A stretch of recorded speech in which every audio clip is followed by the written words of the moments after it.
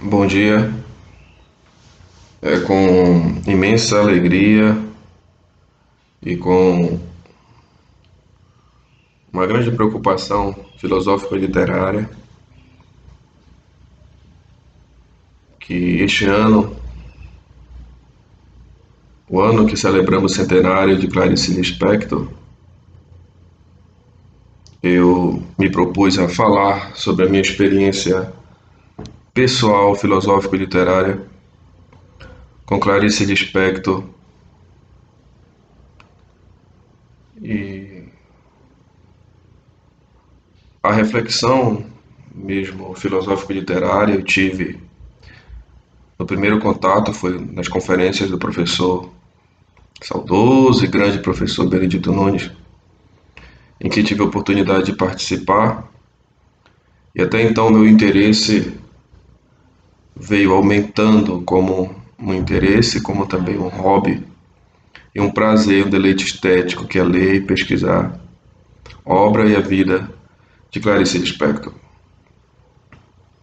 Antes de adentrarmos na questão propriamente dita, em que eu conversarei com vocês sobre a questão da náusea e do nada na obra A Hora da Estrela de Clarice Lispector, o seu último romance de 1977. Eu utilizei de alguns livros que eu tenho aqui, que são de minha propriedade, em que não li todas as obras, mesmo as que tenho, mas de grande parte das páginas, que são elas: O Dorso do Tigre, de Benedito Nunes, a obra mesmo, A Hora da Estrela. Eu utilizei também A Náusea, de Jean-Paul Sartre. Utilizei também O Drama da Linguagem, uma leitura de Clarice Lispector, do professor Benedito Nunes. Utilizei também A Clave do Poético, do professor Benedito Nunes também, em que ele comenta Clarice Lispector. E uma obra também muito interessante da professora Nádia Vatela, Clarice, uma vida que se conta. Um trabalho assim monumental desta professora. Além do mais, tinham duas revistas aqui discutindo literatura, em que se falou como matéria de capa de Clarice Lispector. Essa e essa aqui.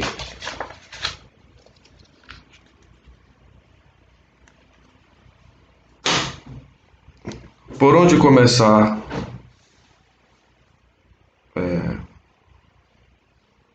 quando se quer falar o que se deseja falar de Clarice Lispector? Eu irei começar por um dado histórico mesmo, das pesquisas da professora. Uma primeira questão muito interessante sobre a certidão ou as certidões de nascimento de Clarice Lispector, porque tem uma primeira tradução e uma segunda tradução. Como foi tirado aqui de algum cartório, né, de algum museu, e tem aqui a imagem mesmo, e as letras são muito pequenas, eu vou usar esta lupa aqui para ler a primeira tradução.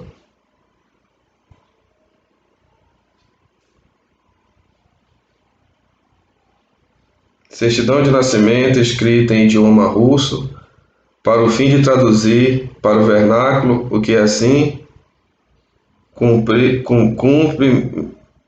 minha razão de meu ofício, e cuja tradução é a seguinte: certidão de nascimento número 158, pelo presente certifica que no dia 10 de dezembro de 1920 nasceu uma criança do sexo feminino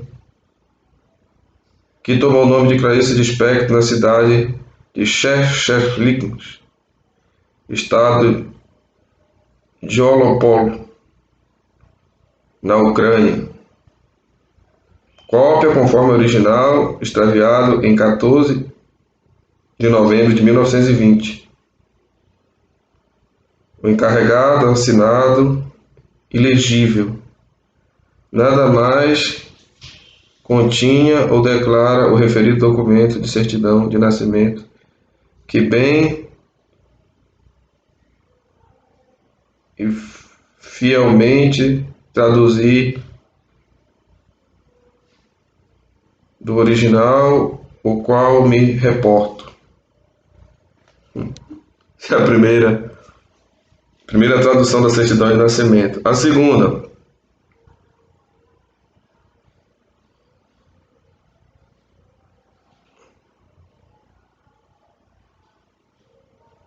e tem duas traduções de um suposto documento de identidade de Clarice, com diferentes datas de nascimento. Essa primeira aqui, 10 de dezembro, e a segunda, 10 de outubro, que eu vou ler para vocês.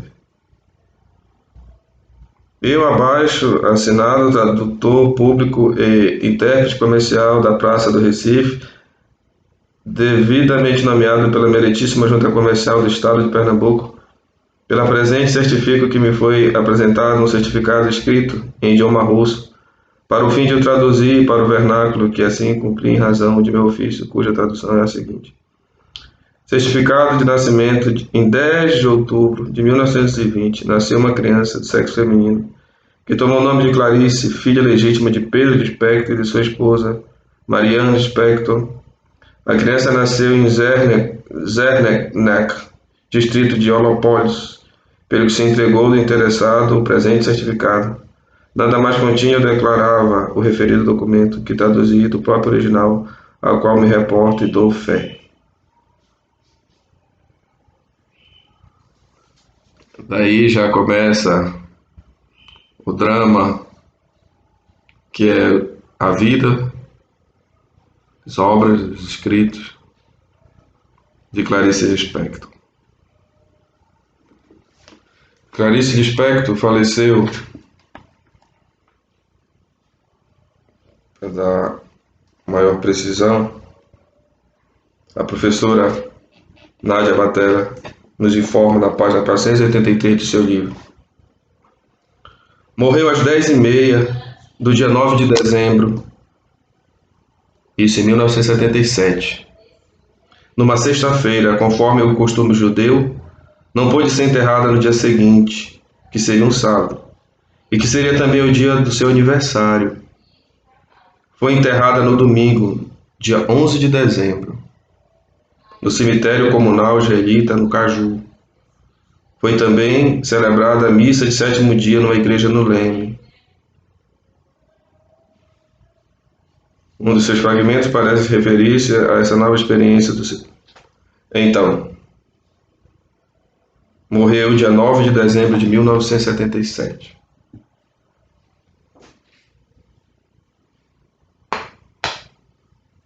Clarice Lispector.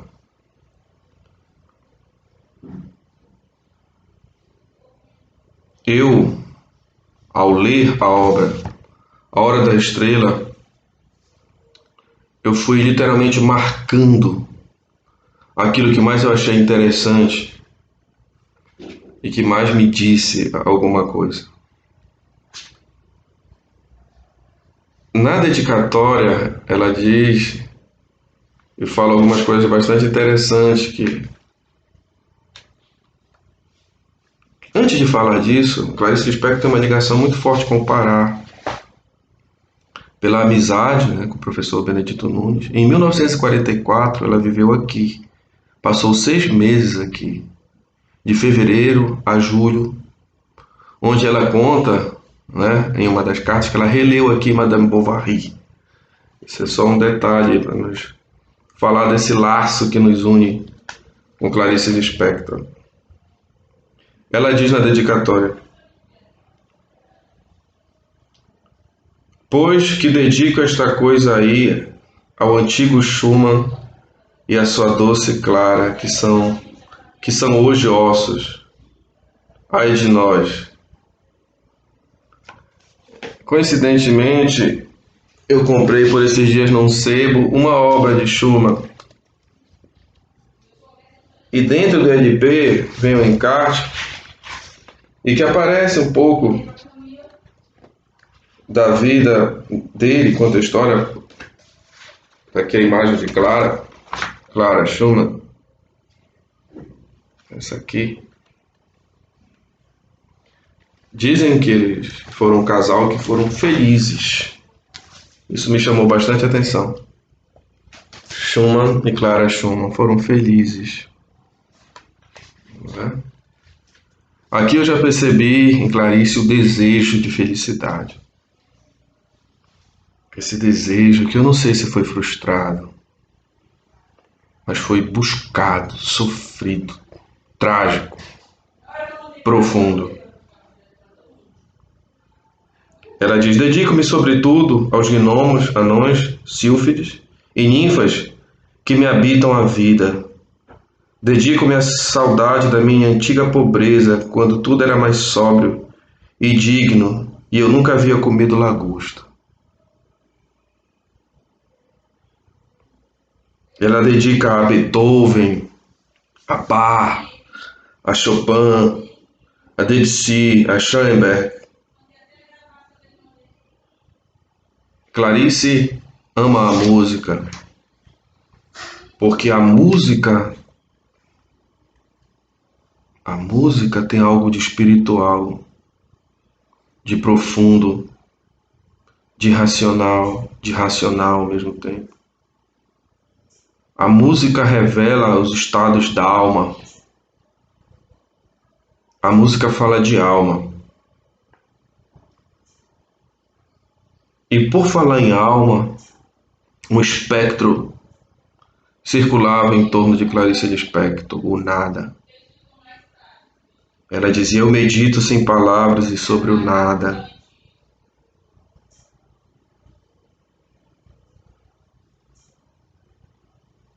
Sobre o nada. E eu fui na sua obra tentando localizar essa questão da náusea e do nada. A partir dessa relação de Clarice,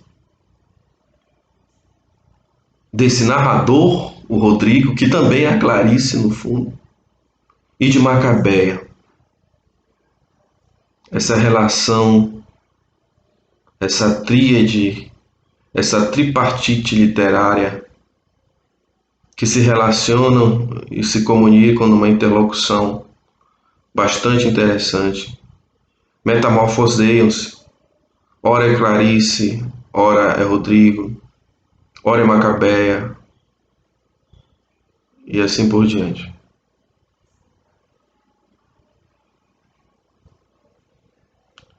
Ela diz, no início da sua obra: tudo no mundo começou com um sim. E havia o nunca e havia o sim. Esse aspecto dialético do que é o positivo, sim, e o nunca, o jamais, o nada. A vida da Clarice é em meio a esse turbilhão do nunca e do sim. E na interioridade, Clarice é a mulher que escreve para dentro, como se ela costurasse para dentro. A costura de Clarice não é para fora, é para dentro. Ao mesmo tempo é para fora, nua e cruamente, com um realismo assim brutal. Ela diz: a verdade é sempre um contato interior inexplicável, na página 11. Meu coração se esvaziou de todo desejo e reduz-se ao próprio último ou primeiro pulsar. A dor de dentes que perpassa essa história deu uma visgada funda em plena boca nossa. Então eu canto alto, agudo, uma melodia sincopada e estridente. É a minha própria dor, eu que carrego o mundo e a falta de felicidade. Felicidade.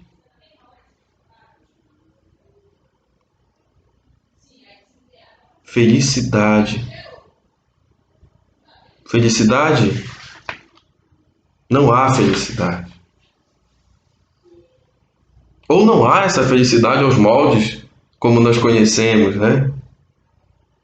Deste bem-estar, deste sorriso que mais parece um simulacro. Não, ela diz que não experimenta felicidade. E faz uma questão, felicidade? Uma pergunta. Na página 12.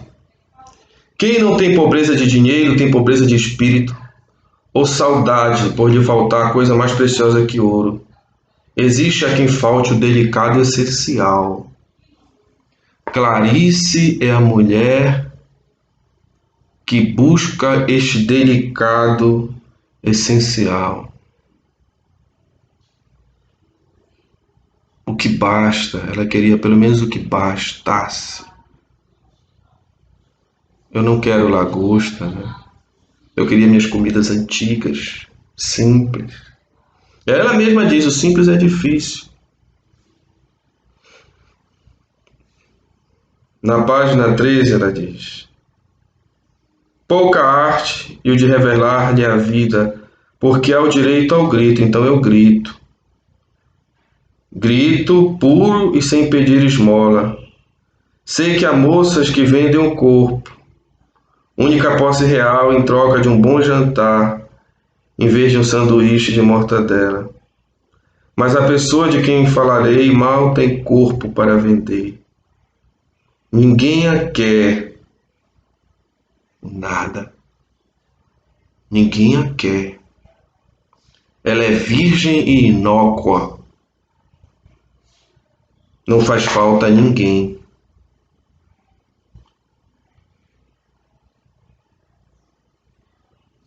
Assim, o narrador vai construindo o personagem e o autor da obra, que ora é o narrador, ora não é, figura de Rodrigo e de Clarice, nesta dança, neste movimento, nos mostra e nos revela este ser, este ente que não faz falta a ninguém. Eu me lembrei de uma poesia de Fernando Pessoa, declamada por Antônia Bujanra, justamente que trata esse tema, Fernando Pessoa. Que você pensa que é importante, você não faz falta a ninguém. É melhor você morrer. Não pense que você faz falta a ninguém.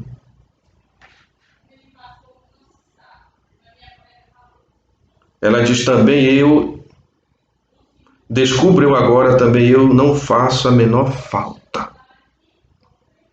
Faz sim, Clarice, você faz falta. E ela é numa linguagem teológica, ela é a escritora que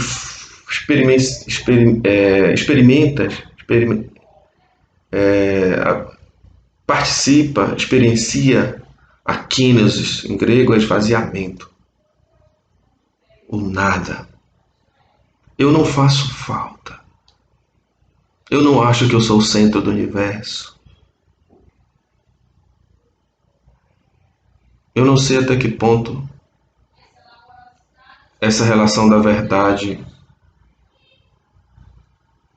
com a experiência humana de Clarice, fruto de um sofrimento muito grande, porque o reconhecer que não se faz falta, é dramático demais na minha visão. Ainda na página 14 ela diz: quando rezava, conseguia um oco de alma. E esse oco é o tudo que posso eu jamais ter. Mais do que isso, nada.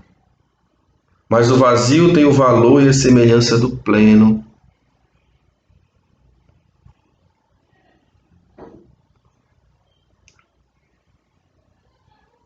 a experiência do oco.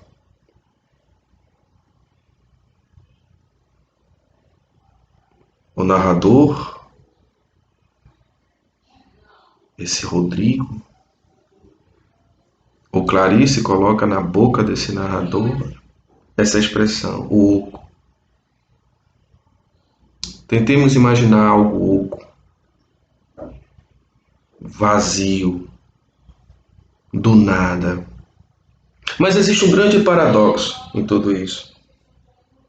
O vazio tem o valor e a semelhança do pleno. Existe uma palavra que Clarice gosta muito, é mistério. Mesmo numa vaga existência, existe o mistério. Essa luta do pleno e do vazio, do nada e do cheio, do oco e do preenchido, do nunca e do sim, nessa vaga existência.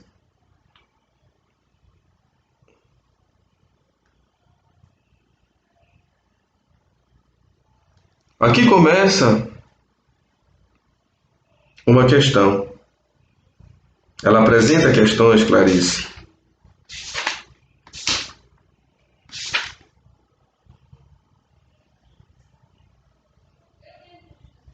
Diz o narrador: quero antes afiançar que essa moça não se conhece senão através de ir vivendo à toa. Se tivesse a doidice de se perguntar quem sou eu, cairia estatelada e em cheio no chão. É que quem sou eu provoca necessidade. E como satisfazer a necessidade que se indaga? Quem se indaga é incompleto. Aqui Clarice nos coloca a questão mais humana. O personagem nos joga naquilo que é comum a todos os humanos, a carência.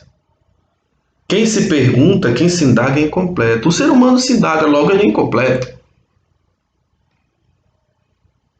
E quem se pergunta por si, vamos dizer assim, forçando a língua portuguesa, quando eu me pergunto quem sou eu, diz Clarice, diz o narrador, isso cria em nós necessidades.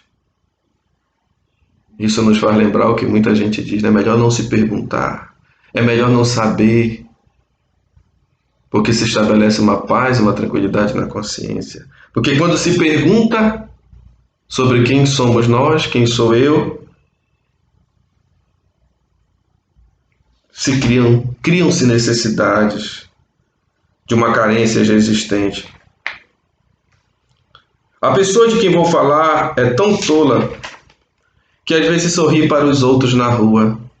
Ninguém lhe responde ao sorriso porque nem ao menos a olham. Quem já fez essa experiência aqui da grande cidade? Clarice é a mulher retirante, é a mulher que migra, é a mulher que sai de um lugar para o outro. Já veio de longe da Ucrânia, Alagoas, Pernambuco, Rio de Janeiro. Aqui nos começa a retratar essa questão do romance social, né? Os nordestinos, a figura do nordestino, mas não só o nordestino, qualquer um que saia do seu lugar e vá ao outro e sorri para alguém e ninguém responde o sorriso. Ninguém responde ao sorriso, porque nem ao menos a olham. Me fez lembrar agora a literatura bíblica. Falam que Jesus Cristo, ninguém voltava a olhar para ele, de tão feio que era na cruz.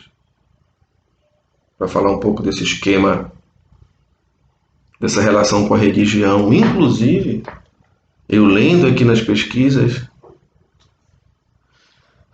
Clarice tinha essa coisa da mística muito profunda na vida dela.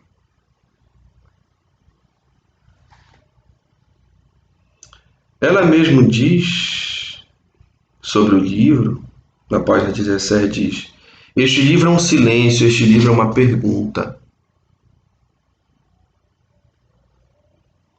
O meu primeiro contato com essa obra aqui já faz algum tempo.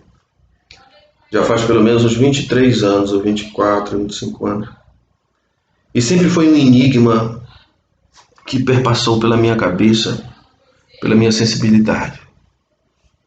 E eu resolvi, depois desses 20 e poucos anos, falar sobre essa minha experiência com esta obra de Clarice Lispector.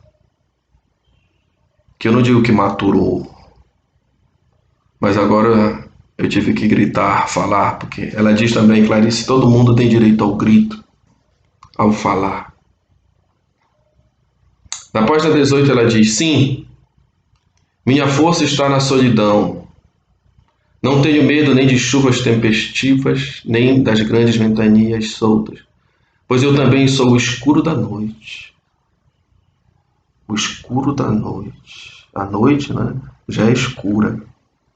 O escuro da noite é mais escuro ainda. Mas é a escuridão de onde brota a luz. A escuridão enigmática. O mundo da sombra.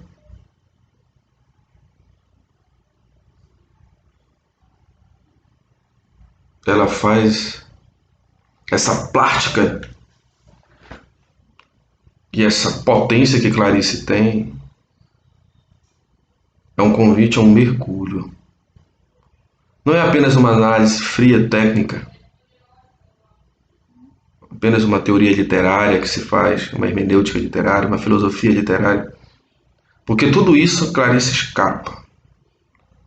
Clarice, na minha visão, é uma experiência pessoal de quem quer fazer a experiência do profundo e do raso, do ponto de vista literário, do ponto de vista filosófico, do ponto de vista humano.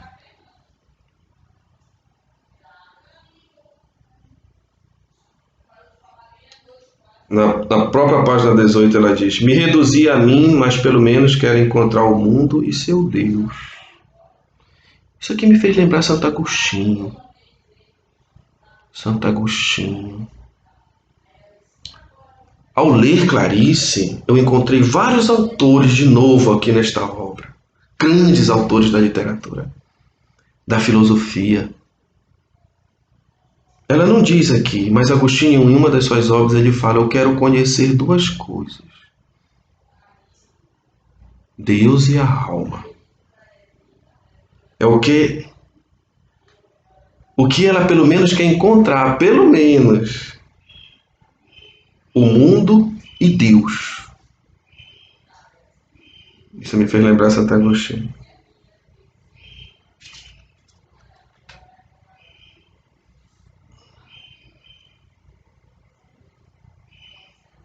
Na página 20,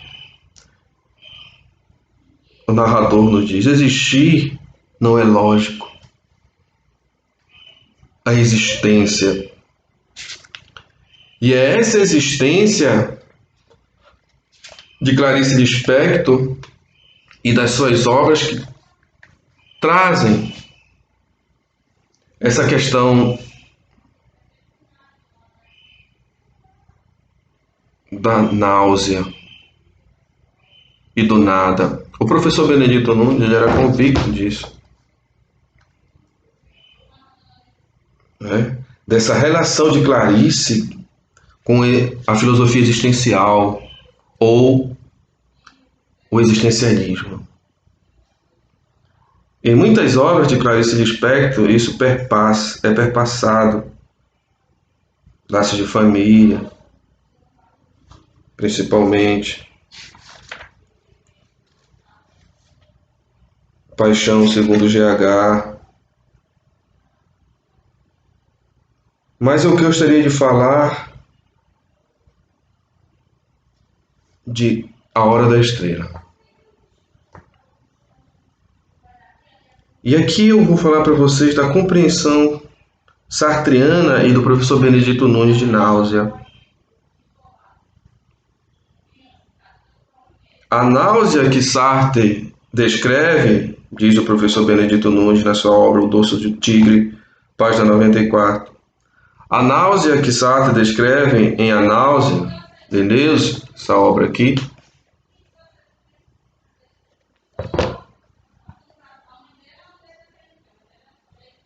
é a forma emocional violenta da angústia que arrebata o corpo. Olha essa questão do corpo. A figura de Macabeia, a personagem percebe que não tem corpo para dar, pelo menos na autocompreensão dela mesma. Não tenho corpo, nem para me prostituir. Não tenho carne. E a náusea se dá no corpo, manifestando-se por uma reação orgânica definida, quando nos sentimos existindo em confronto solitário com a nossa própria existência. Sem a familiaridade do cotidiano e a proteção das formas habituais da linguagem, quando percebemos ainda a irremediável contingência ameaçada pelo nada. Macabeia, a construção desse personagem não é a construção de uma intelectual de um café francês, da alta boemia carioca ou pernambucana, ou paraense.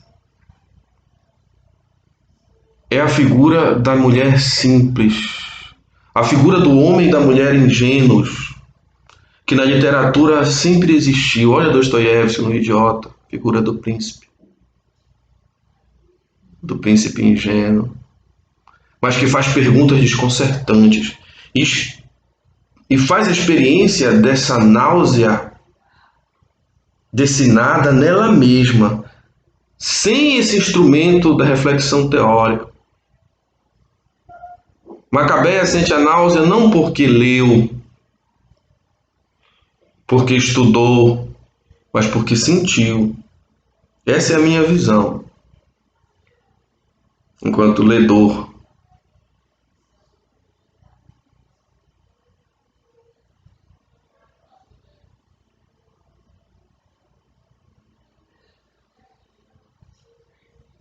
E essa experiência da náusea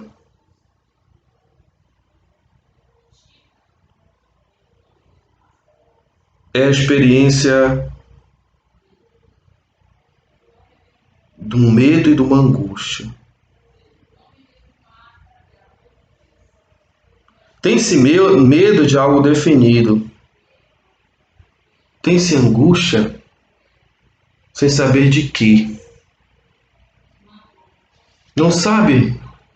Em muitas perguntas que a personagem Macabeia, perguntas que são feitas a ela, ela não sabe responder. Eu não sei o que é.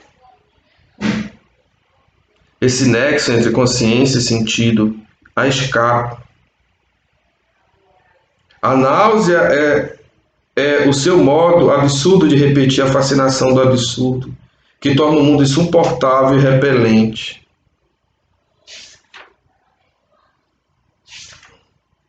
Macabeia não sabe filosofar do ponto de vista acadêmico, não conheceu os grandes romances, viu um livro que nós vamos comentar aqui em cima da mesa do seu patrão. Ofendidos e humilhados. Ou humilhados e ofendidos.